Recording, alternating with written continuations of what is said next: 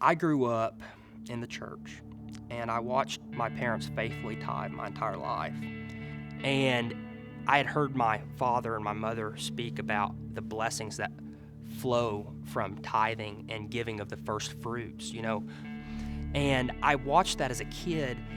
However, when it was my time to step up, when it was my time to write that check, it was difficult. I didn't know at the time the fruits that would come from that. I graduated from Texas Tech in December of 2015. I went to work with my father, and we were in the commercial real estate business. And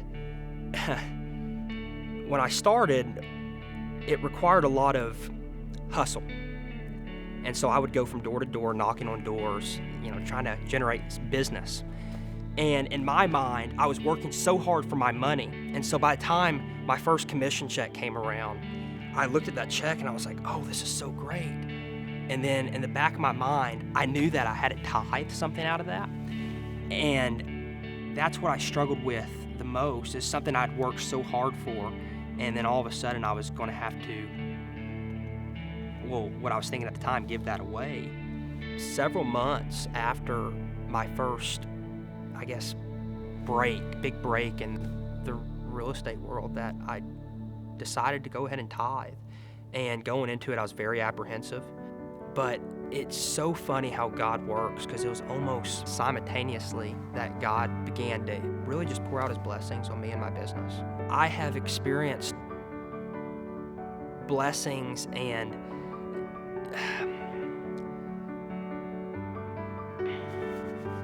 I've experienced success that most 22-year-olds haven't experienced.